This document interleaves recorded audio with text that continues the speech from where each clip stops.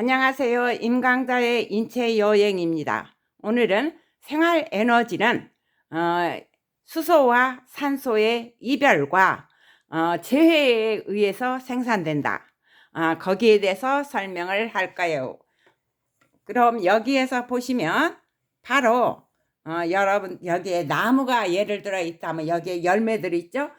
햇빛이 있어야 잘 되기 때문에 해가 방글방글 웃어야 나는 이걸 할 수가 있다. 그리고 여기는 이런 여러 가지 열매들을 만들어서 품고 있어요. 식물들은. 그 다음에 곡식도 그렇죠. 벼라든가 보리라든가 밀이라든가도 열매에 바로 양분을 품고 있는 거죠. 그걸 우리가 먹는 거예요. 그래서 이 사람은 이걸 보면 좋아요. 그리고 이 나무와 이 사람은 서로 상호작용을 하는데 얘네들이 양분을 만들 때 광합성을 해요. 빛이 있을 때 광합성을 할 때 산소가 나와요. 그러면 여기 있는 사람은 그 산소를 호흡으로 받아들이고 그 대신 날숨으로 이산화탄소를 내놓으면 얘네들은 이런 걸 만들 때 이산화탄소와 물이 필요하거든요. 그걸로 만들어서 식물은 산소를 주고 얘는 이산화탄소를 넣고 그리고 산소가 많아야 우리 몸에 에너지가 많이 만들어져요. 여러분들이 숲속에 들어가면 개운하죠. 그 다음 상쾌하죠. 공부를 하면 기억도 잘 돼요. 왜냐고 숲속에는 산소가 많아서 에너지가 많이 만들어지기 때문이죠. 그 다음에 여기에서 수소와 산소가 언제 이별을 하느냐 바로 여기에 있어요. 이별을 하는 게요. 어떻게 돼? 엽록체에서 해요. 근데 실은 태양빛으로 이런 걸 많이 하지만 물론 이제 무슨 비닐하우스에다 그런 거 할 때는 인공 여기 빛을 갖다가 사용하지만요. 원래 태양은요. 수소들이 융합을 하면서 헤륨을 만들어요. 그러면서 융합할 때 헤륨을 만들 때 빛과 열을 만들어서 태양이 이쪽으로 확 보내요. 그러니까 실은 수소가 우리한테 빛과 에너지를 주는 거죠. 그러면 열을 주는 거죠. 거기에서 나온 빛이 엽록체한테 딱 들어가요. 그러면 엽록체 안에 엽록소가 녹색을 띠는 건데요. 거기에서 뿌리에서 흡수한 물을 갖다가 산소와 수소로 되어 있는데 그거를 바로 수소의 전자한테 그러니까 수소한테 고에너지 빛에너지를 화학에너지로 바꿀 수 있는 건 엽록소 뿐이에요. 이 지구상에서. 그래서 그걸 바꿔가지고 수소한테 확 안겨요. 그러면 수소는 흥분을 하고 여기 상태가 돼가지고 저기 하거든요. 방방 뛰어갖고 스트로마로 나와요. 여기 이런데 스트로마로. 여기는 백색이에요. 엽록체가 있는 곳 그러나만 바로 녹색이죠. 그래서 전체가 녹색으로 보여요. 이건 무진장 확대한 거거든요. 그러면 바로 이 엽록소에서 수소와 산소가 이별해요. 왜냐하면 수소한테 고에너지를 갖다 안겨버리니까 전자에다 안기니까 수소하고 산소는 전자끼리 연결이 돼 있는데 끊어져 버리죠. 그래서 산소는 억울하게 여기서 계속 산소는 이별하기 때문에 산소는 바로 입에 있는 기공 밑에 있어요. 아래쪽에 있는 숨구멍으로 막 나와서 공기 중으로 나와요. 그리고 뭐 여기에 수소가 에너지 저장했죠. 그러면 여기 상태인 수소가 바로 스트마로 와서 산소가 이산화탄소에는 CO2거든요. 그래서 산소가 그리웠는지 이산화탄소와 결합을 해요.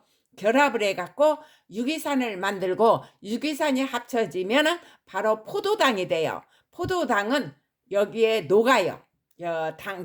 녹기 때문에 세포에게 녹기 때문에 바로 삼투압을 높여줘요.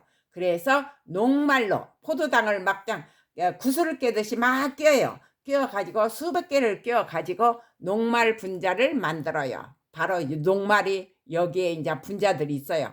근데 녹말은 가만히 있는 게 아니라 밤이 되면은 이 녹말은 다시 포도당으로 분해돼 가지고 인맥에 보면은 물관과 체관이 있어요. 우리 몸에 바로 혈관과 같아요. 물관과 체관을 관이 다발로 있다 해서 관다발이거든요. 그 체관을 통해서 쭉 몸에 식물 몸체 전체에 열매로도 가고 잎으로도 가고 줄기로도 가고 뿌리로도 가고 다 가요. 그래갖고 거기에서 그런 것들만 저기 받아 가지고 열매를 만들어요. 곡식을 만들어요. 이삭이 점점점 굵어지죠. 햇빛이 많아야 그래서 오곡백회가 잘 익는다 했어요. 오곡이 잘 익어요. 햇빛이 없으면 얘네 엽록체는 하얗게 돼갖고 누렇게 되다 하얗게 돼갖고 죽어요. 햇빛을 받아야 녹색을 띄어요. 그래서 그렇게 만들어진 각 부분에 가서 저장을 해요. 저장을 해놓은 게 바로 우리가 이제 음식으로 먹는 곡식의 저기도 되고 열매도 되고 그 다음에 고구마고 감자고 당근이고 무고 그런 거 전부 여기에서 엽록체에 만들어진 것이 체간을 타고 각 부분을 해갖고 거기서 재합성돼요. 더군다나 거기에서 포도당은 각 세포한테 가서 호흡작용에 의해서 세포호흡에 의해서 분해돼서 유기산들이 되면 그 유기산들은 바로 아미노기 뿌리에서 흡수하는 암모니아 같은 거 암모니움으로 아미노기를 딱 붙여버리면 아미노산이 되는 거예요. 그래서 무엇이든 유기물로 기본 단위는 바로 식물이 생합성이에요. 우리가 하지 않아요. 우리 몸 동물들은 그냥 그거를 뭐라면 조립을 시켜요. 분해해갖고 열로 조립이 시켜서 만들지 생합성은 식물이 다 해요. 그러면 포도당은 단백질이나 지방 등의 원료가 돼요. 비타민의 원리가 되고 다 돼요. 그래서 바로 엽록체에서 수소와 산소가 이배를 해요. 물 분자에 의해서 물이 산소와 수소로 돼 있잖아요. 그러면 이 산소와 수소가 어떻게 되느냐? 바로 광합성은 포도당에서 에너지를 저장하는 거죠. 여기에 고에너지를 저장하니까 에너지를 저장해요. 물론 이때도 ATP는 좀 생겨요. 생겨서 이거는 햇빛에 의해서 생기기 때문에 광인산화 작용이라고 그러죠. 근데 미토콘드리아에서 화학에너지로 만들어지는 거예요. 그러면 미토콘드리아 에너지를 미토콘드리아 포도당에서 에너지를 꺼내요. 꺼내갖고 세포들의 현금인 ATP를 형성한다고 그랬어요. 그러면 엽록체 강합성은 물과 이산화탄소와 비대에너지가 필요해요. 그래서 포도당을 만들고 포도당은 다시 녹말로 저장됐다 다시 포도당으로 돼서 각 부분으로 옮겨요. 근데 이때 산소가 나오는 거죠. 그러면 바로 이 포도당 속에 비대에너지가 화학에너지로 저장되어 있는 거죠. 왜냐하면 수소가 에너지를 품은 수소가 들어가 있으니까. 그러면 미토콘드리아에 가서는 포도당 우리가 밥을 먹으면 녹말이 밥의 주성분이거든요. 그래서 먹으면 이 녹말인 탄수화물은 바로 에너지 원으로만 사용하지 우리 몸을 구성하거나 다른 건 하지 않아요. 그래서 바로 너무 많이 먹으면 안 돼요. 왜냐고 탄수화물과 지방은 탄소와 수소와 산소로 되어 있기 때문에 지방으로 금방 구성원소가 같으니까 지방으로 해가지고 배뜨기를 나오게 하지요. 바로 중성지방으로 해서 점점 하니까 에너지원을 쓰니까 딱 필요한 것만. 만약에 자동차에다가 기름을 넣어요. 기름 넣으면 여러분들이 그거는 뭐와 다르냐면 그 자동차 가는데 에너지로 쓰이는 거예요. 그러나 윤활유는 비타민과 같아요. 기계를 갖다 잘 돌아가게 해줘. 그러면은 그거는 우리의 비타민과 같아요. 그러면 거기에서 포도당이 여러분 밥을 먹으면 포도당이 되고 그게 아니요. 녹말을 먹어요. 밥 속에 녹말로 돼 있으니까 그 포도당은 우리 몸의 소화기관의 소장에 가서 바로 여러 효소에 의해서 분해돼 가지고 포도당으로 돼서 포도당이 바로 혈관으로 흡수되는 거예요. 만약에 녹말은 소화가 안 되면 그냥 대변으로 나가버리는 거죠. 소화된 것만 흡수를 해요. 그 다음에 코로 산소를 흡수해요. 그것이 미토콘드리아에 들어가요. 그러면 이 두 개가 합쳐서 바로 지난 시간에 여기 구연산 회로가 있다 했어요. 미토콘드리아는 이게 모식도예요. 그러면 물론 엽록체도 모식도죠. 여기에 내막과 예막 이중으로 돼 있는데 거기에 구연산 회로가 있는데 구연산 회로는 수소를 갖다 탈수소 요소라 해서 막 떨어뜨리는 빼내는 그런 게 있어요. 효소들이. 그러면 그 효소에서 여기서 고에너지를 가진 수소가 떨어져 나오고 이산화탄소가 나와요. 그 이산화탄소는 혈액에 녹아서 다시 허파로 가서 우리가 날숨을 쉴 때 공기 중으로 가면은 식물이 먹는데, 요즘에는 온실가스가 뭐고 어쩌고 해갖고 이산화탄소가 너무 많이 생기면 안 된다고 그러죠. 그러면 여기서 구연산에서 떨어져 나온 고에너지를 가진 수소가 전자전달계로 가요. 이거 자세한 건 지난 시간에 배웠어요.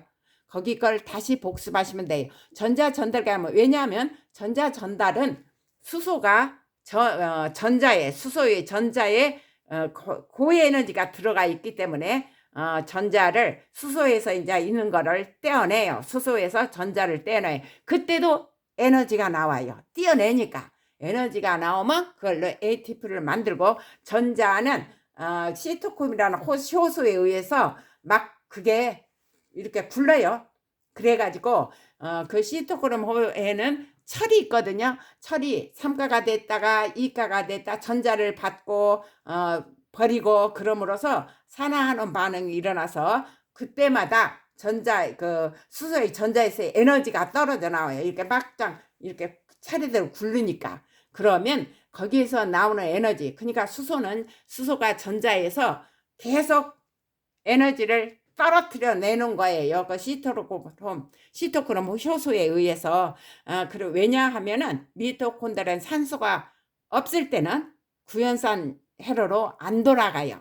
그러니까 이 고에너지가 있는 것은, 바로 수소가 떨어져 나올 수 있는 것은 산소가 있다는 것을 알기 때문에 좀 굉장히 똑똑하죠. 산소가 있을 때만 구연산 회로와 전자전달계가 돌아가서 자기가 가지고 있는 그 에너지를 전부 내뿜어내요. 그래가지고 다 뿜어내고 나면은 다시 전자가 어디로 가느냐, 수소한테 들어가 갖고 있다가 산소가 와 있을 때 산소하고 같이 결합해서 물이 되는 거예요. 만약에 여러분이 과격한 운동을 하면은 수소 2개에다가 산소 2개가 그냥 결합해 버려요. 그러면 바로 가산화수소가 되고, 그거는 활성산소를 만들게 되는 거죠. 왜냐하면 H2O가 안정상태인데 H2O2가 돼버리면 산소 하나가 방황해요. 그래서 그게 떨어져 나와요. 그러면 원자 상태의 산소가 되면 그게 활성산소라, 아무하고나 막 부딪혀요. 합쳐요. 결혼을 하고 저기 불안하니까 누군가하고 하려고. 그래서 활성산소가 피해가 되는 건데, 여러분들이 과격한 운동을 안 되고 그냥 평범하게 운동을 슬슬슬 하면은 바로 활성산소가 덥게 생기죠. 그래서 여기에서 전자전달계에서 수소가 막 떨어져 나오는 에너지를 가지고 ATP를 생산한다 했어요. ATP는 세포의 현금이라 했어요. ATP에서 P 하나를 딱 떨어뜨려요. 그러면 ADP가 되겠죠? P 하나를 딱 떨어뜨리면 거기서 7.3kcal의 열량이 나오면 그걸로 우리 몸을 갖다 만들기도 하고, 물질을 합성도 하고, 분해도 하고, 우리 몸을 따뜻하게도 하고, 너무 더우면 땀 흘리게도 하고, 그렇게 해서 ATP가 현금으로 사용하는 거예요. 그러면 오늘은 여기까지. 수소와 산소의 이별은 엽록체에서 하고 미토콘드리아에서 재결합을 해가지고 그런 과정에서 우리 몸의 생활 에너지는 생산된다. 그러면 여기까지요.